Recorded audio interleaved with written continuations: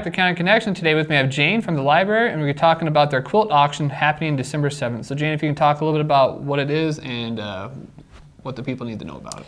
Every year, starting in November through December 7th, we do a quilt auction, and the public is encouraged to bring quilts or for the public to display, and then it's a silent auction. And then this year, we're also selling some of our discarded quilt books that we've pulled out of our collection. And those are for $2. You can come, go through the whole stack, pick the ones you want, and you can go out the door with them.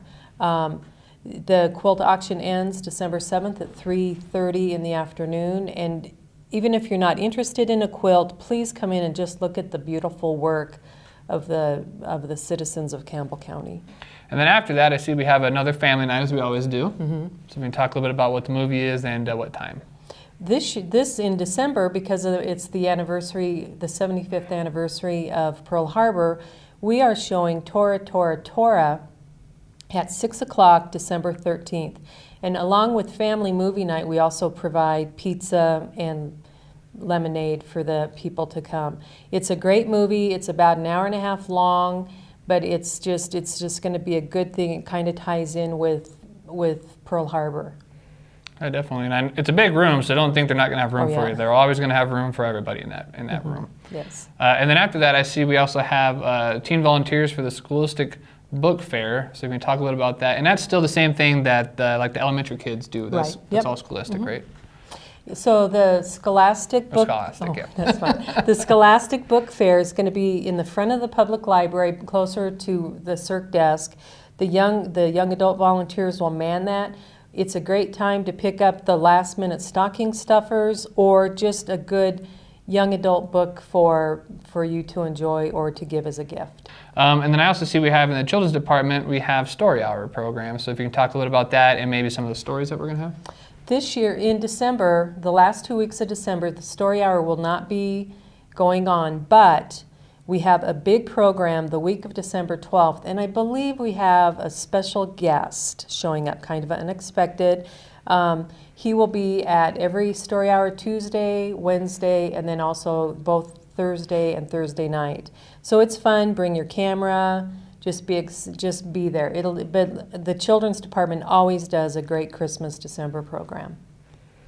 And there's also, I think every Saturday you have you can come play games and stuff like that. I can't remember. Is it We Play or something like that? On Saturdays we have We Play Saturdays, and then down in the teen room we have open play gaming, and then also we always do Legos and looms for the young kids in the children's department.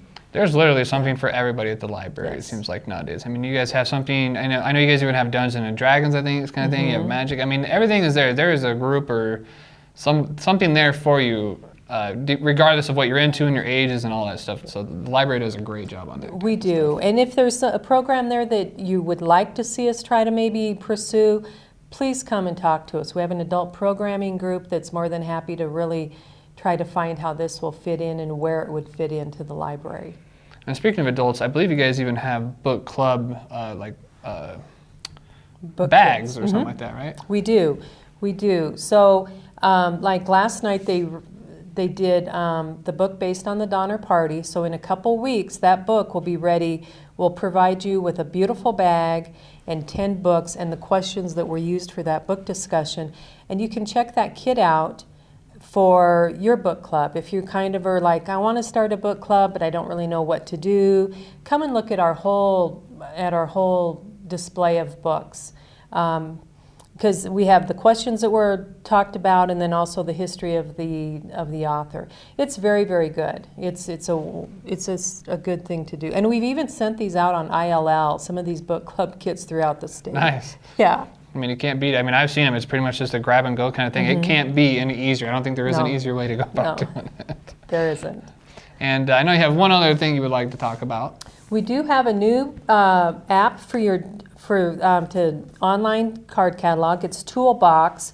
This is a great new app that we have provided by the state library. And when you do these downloadable books, you get to keep them. They are yours. Oh, really? You don't ever have to return them. You don't have to worry about that. And just come to the library. We can show you how to download the app. And there's over 50,000 titles of ebooks that you can read. That's a lot. Through this. It is. And it's easy. It's just an easy thing. I think it's probably one of the better apps that we have, only because you don't have to return the book. So if you've started and then you've stopped, you're not under any time restraints. But it is called Toolbox, so do pop in. And I have a feeling a question some people might ask, is this a part of the library membership, or are they going to have to pay extra on the site for You don't have to pay extra for this. You just need to have a current library card with a PIN number.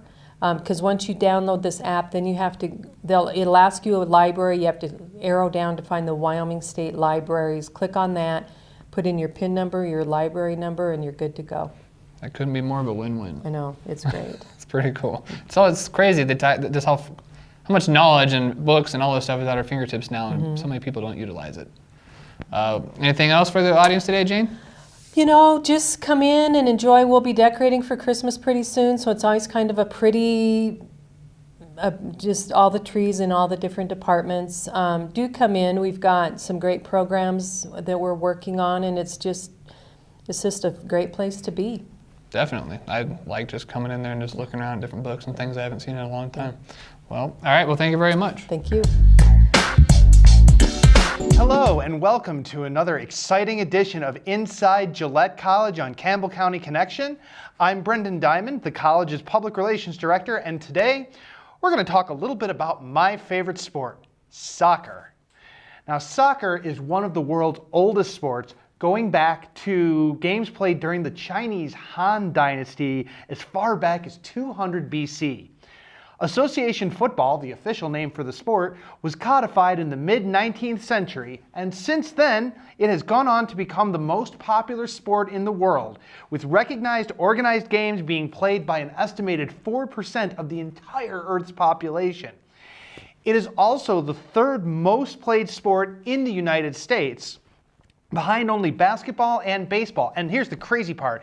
If you don't count softball as being part of baseball, it's the second most popular sport in the entire country. So why the heck am I talking about soccer? Because we at Gillette College have a big announcement.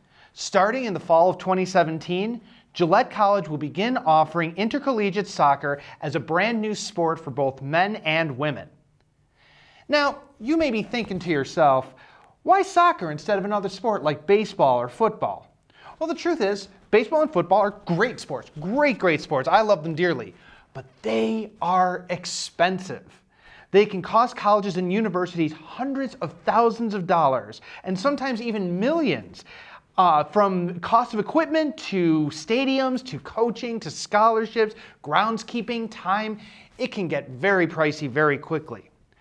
What's great about soccer is that it's inexpensive and revenue neutral. What that means is that these expenses will not outweigh the cost benefits to the college. Having men's and women's soccer will also help provide access to college for some students who might not otherwise have the opportunity. And it will attract more people to our programs generally. It's also another way to gain national exposure for a sports program that is already one of the tops in the nation. So that's amazing news, and we are absolutely thrilled to have 2 new teams coming to our school next year. Now, on the topic of sport, we should mention that the Pronghorns have a brand new mascot, Pax the Pronghorn. Pax is a cuddly, furry little buddy whose favorite activities are dancing and giving high fives. He'll be a present at Pronghorns games and other events at Gillette College throughout the year, so don't miss him. Now, speaking of the Pronghorns, we are super excited about this next item. On Wednesday, January 11th, we want to invite everyone in the community to come on down to the brand new Pronghorn Center. It's a new, beautiful, state-of-the-art stadium right on the Gillette College campus, and we are having our free grand opening. We're pulling out all the stops here. There's going to be free food. There's going to be free tours of the new facilities hosted by Gillette College students. There will be 2 free games against our arch rival Sheridan College. You don't want to miss that. PAX will also be there, as will Fox Country Radio, who's doing a live broadcast. Tours start at 3:00 p.m., so right after school gets out, you can come on by, and the basketball games begin at 5:30. Ladies game is at 5:30, men's game is at 7:30. Now we want to see y'all out there, so come on and join us. This event is going to be spectacular. We cannot wait to see you there. We also want to make sure that everyone knows that one of our favorite events is coming up really, really soon. Because as you know, it's that time of year again. It's time for our annual tree lighting ceremony. That's going to be on Tuesday, December 6th from 4:30 to 6:30 p.m. There will be free cookies and hot chocolate, so come on by to have some fun with us. And bring the kids, bring the grandkids, bring the neighborhood kids, bring the kids that you just met on the sidewalk, bring everybody. Everyone is welcome at Gillette College. Finally, we want to let everyone know that the college will be closed from Christmas break from December 26th through January 2nd. We will reopen for regular business hours on January 3rd. So until then, from all of us at Gillette College to all of you out there in Gillette and Campbell County, we want to wish you the very best this holiday season. Merry Christmas, happy holidays, and as always, go Pronghorns!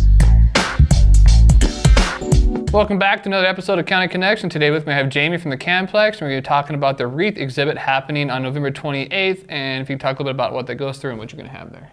Yeah, so it opens on the 28th and it goes through December 21st. So this is, I don't know, let me see, I'm going to cheat, the 27th annual invitational Christmas wreath exhibit. And so CAM-PLEX invites local nonprofits and schools each year to create wreaths to offer for silent auction in our gallery, and 100% of those proceeds go right back to those organizations. So it's a little fundraiser, a good way to build some awareness about groups that people may or may not know are out there, and a good way to pick up a beautiful wreath to display in your home or your business if you're not inclined to want to create something like that. So that's available Monday through Friday, 8 to 5 if you want to check out the exhibit, as well as every event that's going on during the Christmas season at the theater. You'll have a chance to look at those before the shows or at intermission of the shows. So we have a lot of elementary school programs, a lot of school programs out there. So when you come to see your kids sing their Christmas programs, be sure you stop by the gallery to check out those wreaths as well and maybe place a bid. And then our Christmas show is coming up in December. December 21st, we have Dr. Kaboom, the Science of Santa.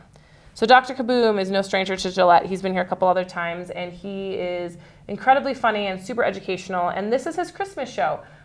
He is not trying to debunk Santa in any way. Actually, Santa will be there before the show, so we're not going to cause some sort of fight or rivalry between them. But Dr. Kaboom is like, if science is magic, then Santa must be the greatest scientist in the world because what he does is so magical. So there's a lot of physics properties, but in a really easy to digest way. He goes through some of the things that Santa does and explains how that could be possible scientifically. So fun family event to go to for Christmas. It'll be fun but also educational way to get the Christmas season started. And that's on December 21st at 6:30 p.m. That's that first day of Christmas break. So if you aren't already on vacation, make sure you come out with your family to see Dr. Kaboom at 6:30. He's usually really popular, so don't wait too long to get your tickets so that you make sure you have a seat for that show. Yeah, I know my nieces love him. Yeah, he's funny. They plan on going. Yeah, they really enjoyed his show he did not that long ago, earlier this year. Yeah, he's really funny, but it also, like I said, it's very educational. He has this really good way of making it entertaining, but also teaching kids things without them even really realizing they're learning them. Yeah, so exactly. That's perfect for something like this. So, exactly. Yeah, he's great. So I also just wanted to say, with Christmas holiday season upon us, everybody is shopping for everyone they know, trying to buy gifts, and sometimes the best kind of gift is not really a thing so much as an experience. And so we've got some great shows coming up after the holidays that might be a good way to give the gift of experience. So we've got a couple things that I'll highlight in January. On the 20th, we have a great show called The Hillbenders, Tommy, a rock opry. Kind of a weird thing to try to explain, but The Hillbenders is an incredible bluegrass band. And this is a show where they play the entire Tommy album by The Who. And at first, when I heard about that, I was like, really? Bluegrass Tommy? Yeah. I love Tommy, so I was kind of skeptical, but a colleague of mine saw the show, and she's like, no, you have to go see it. And so I did, and really, it's incredible. They are great musicians, and somehow the whole bluegrass Tommy thing, it really does work. Sometimes those mashup sort of things really don't hit the mark, but this really absolutely does. They're incredibly talented musicians, and so if you have a fan of bluegrass music out there, or a fan of classic rock music, or just a fan of music, that would be a great gift for January 20th, the Hillbenders. And then that next week on the 26th, we have our big Broadway show this year. We have Annie this year. So this is a big Broadway touring production. That is a great opportunity to bring families to see a Broadway show, or even if you're just an adult that loves Broadway. Annie is a classic. It's a great show, and this is the national tour, so it's going to be a big, beautiful show, and that's on January 26th. If you're looking for date night kind of tickets, we've got a great show in February called My Funny Valentine, which is a comedy show, and the creator is Pat Hazel, who's also in it. He was actually one of the original writers for Seinfeld. Oh, okay. And he's hysterical. And then the woman that's in the show with him, she was on America's Search for the Funniest Mom, and she's been on some other things. So it's basically kind of a he said, she said sort of thing. Like they riff on topics like marriage and kids and things like that. So that's in February. That'll be like a fun date night. And they have some prepared material, but then they also take some questions from the audience and sort of improv on some things. So it'll be a fun night. So I guess what I'm trying to say is check out the events that we have, because we've got some great things coming up after the holidays, and it's a really great opportunity to buy a stocking stuffer or a gift for somebody who's hard to buy for, somebody who does, like I think about my dad, like he always just goes and buys the things he needs. So it's like, what am I going to buy for him? So maybe I can get him a ticket to Tommy. So anyway, check us out. Our Facebook page always has lots of information, and our website, cam-plex.com. If you want to get tickets at the box office, that number is 682-8802, or of course you can also go online. Last question, can the kids use any of their passes for any of these shows? None of the ones that I mentioned. However, there is a great one right at the beginning of February that they can use their passes for coming up. Odd Squad Live is on February 1st, and that is a live show based on an incredibly popular PBS series. Okay. And they just had a movie that came out, I think, last spring too.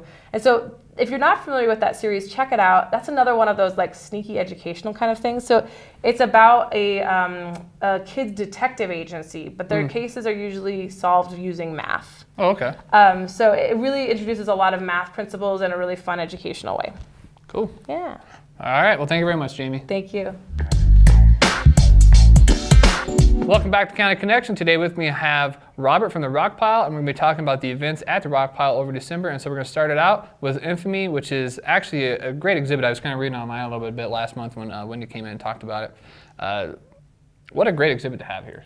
Yeah, we're very excited about it. Infamy is a traveling display from the National World War II Museum in New Orleans, and it's photographs from December 7th, from the attack. Very powerful. It is.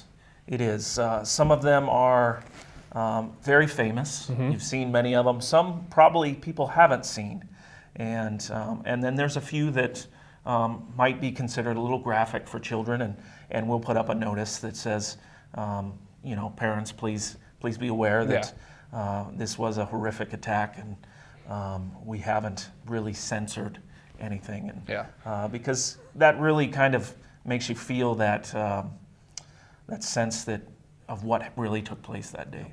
So the exhibit will open December 7th. We are having two special events that day. The first one is called In Praise of Patriots. Okay. It is a public event starts at 2 o'clock. We'll have a flag presentation, patriotic songs from the Rosette Elementary School students. Yeah, that'll be a lot of fun. Yep. And we'll have a handful of World War II veterans with us. We don't have many left. Nope. But those that are still with us here in Campbell County are invited to come and join us, and we will honor them that day and officially open the exhibit. Very nice. It's free and open to the public. Parking is always an issue at the museum, so be aware that parking is available across the street at Home Medical Resources, as well as some of the county property by the old Weed and Pest building. There is property there. We will also have a shuttle van running from the senior center, so if you'd like to park there and hop on a shuttle bus, please let us know and we'll make sure they know you're coming. I'll tell you one thing, if you park across the street, you better keep your head on a swivel. People Yes. fly up that road. Please be careful. We will try and have some assistance out there, and some people flagging maybe possibly, or at least letting people know that there is pedestrian traffic. Exactly. So. What else about Infamy would you like to talk about? Yeah, also that day there's an evening event at 6 o'clock. This is one that is a historical presentation by John Goss. He is the director of the Wyoming Military Museums. Okay. So including the Memorial Veterans Museum, Casper, if you've been there. That's a great place. John is a veteran himself, and has studied Pearl Harbor, the attack that day and the events surrounding it. And then we'll also present some information about the impact that day had on Wyoming and the people of Wyoming. So that should be a really great event.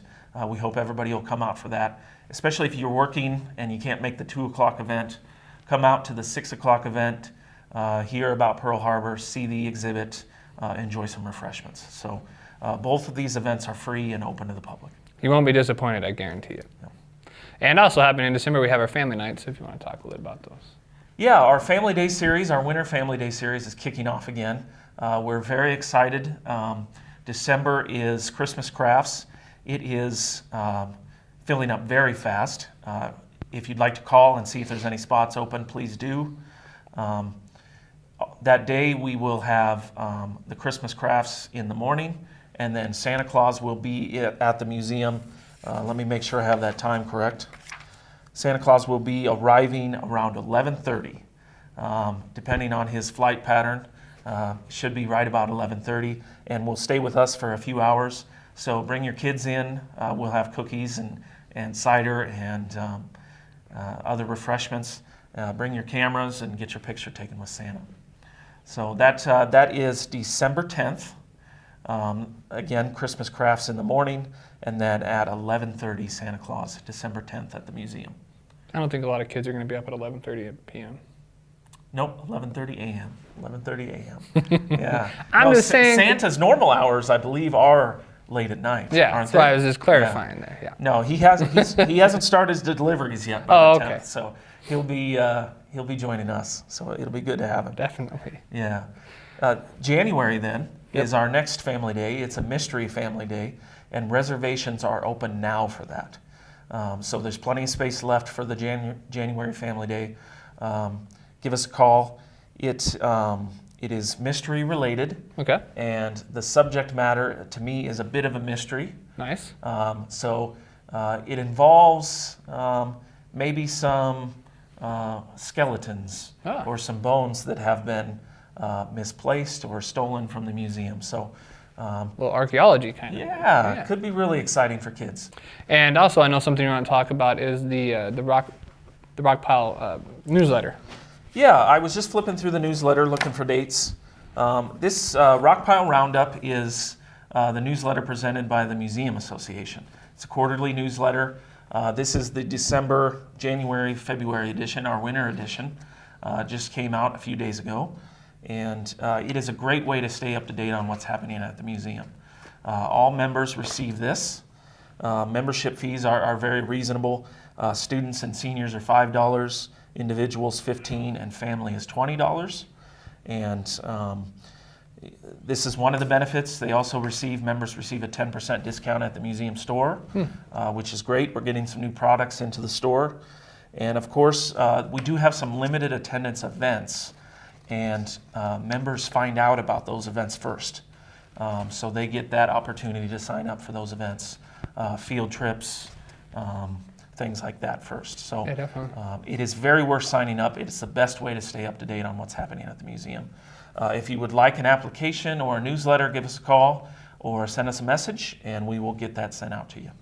And just the last thing I wanted to touch on, when is your next coffee with the director, in case people would like to come down and ask you some personal questions? December 2nd, so right at the beginning of the month. That is open to the public, 9 o'clock on December 2nd. In December, we will have a sneak peek of the Pearl Harbor exhibit. Oh, nice. So if you can't make it on the 7th and you want to get a little sneak peek, please come down, take a look. And the coffee program is designed to be an open house. We can discuss whatever anybody wants to discuss, programs, events, ideas about where the museum is headed. And I'm available. Coffee is free. I usually have donuts or pastries or Nice. some kind of sweet snack for somebody in the morning. So And for some of those that might be watching this during the middle of December, is it going to be right away in January too? it's the first Friday of the month. Okay. So yeah, every first Friday I will have a coffee program, and yeah, I did that because it's a good way to update people about what's happening that month. Yeah. At the museum. And we have new things every single month. We've got new case exhibits. You'll see new exhibits coming every few months. So please, if you haven't been to the museum in a long time, please come down and see us. you'll be surprised at the change you're going to see over the coming years. All right. Well, thank you very much, Robert. Thank you. Welcome back. I have Heidi from the Campbell County Public Health Department, and we're going to be talking about food poisoning and other food safety concerns that we have over the holiday season. So Heidi, if you can start us off talking about food poisoning. Yeah, so I thought it would be appropriate with, the holidays coming up and all the gatherings and, family get-togethers and stuff, just to talk about the basics of food-borne illness and food safety. I think a lot of people don't take it seriously, but 3,000 Americans a year die from food-borne illness. It's actually more than I ever would have thought. Me too, actually. I was surprised when I saw that. So it is something to take very seriously, and we might think it's basics, but it's always a good reminder to kind of go over some of this stuff. So, yeah, so, you have certain sources that are higher risk. So usually your meats, your eggs, poultry, seafood, those type of things are at higher risk for carrying different bacteria, viruses, parasites. You can even get it from mold if your food has been sitting in your fridge for a while. If you're eating mold, you got problems.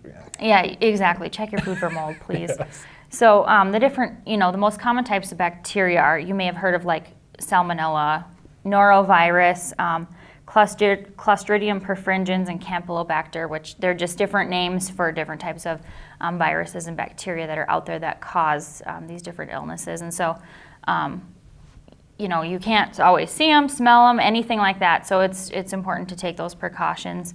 And then as far as like symptoms go, it all depends on what type you were exposed to. And there might be a delay of onset, so it might be a few hours to a few days after you've eaten something that was contaminated. Typically, they present very similarly with those GI symptoms of nausea, vomiting, diarrhea, cramping, fever, dehydration, which is kind of the biggest concern with it. So again, it just depends on the germ swallow, but typically those are the most common symptoms that you'll find.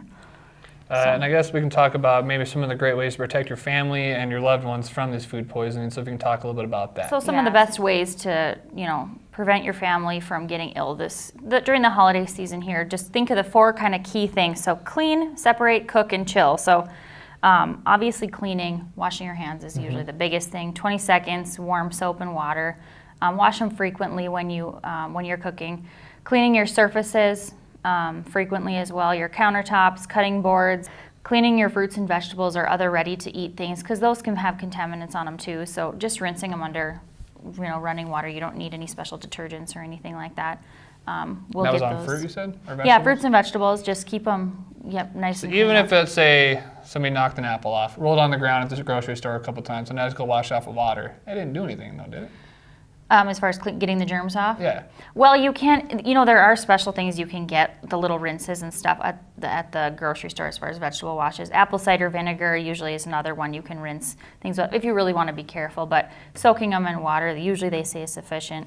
I would say if you have one rolling on the ground, pick a different apple. Well, I'm just saying, I don't know if somebody else knocked on an apple and they ain't gonna eat that one now, so they put it back on the pile. And it's the one that looked good because that's the one they wanted. So now here I am reaching for that apple, and I take it home and I'm munching on it, and this thing's been rolled around all kinds of times. Typically, it's sufficient. If you want to be overly cautious, you can use something, I mean, I'm overly cautious. It's to the point where I actually soap up my apples.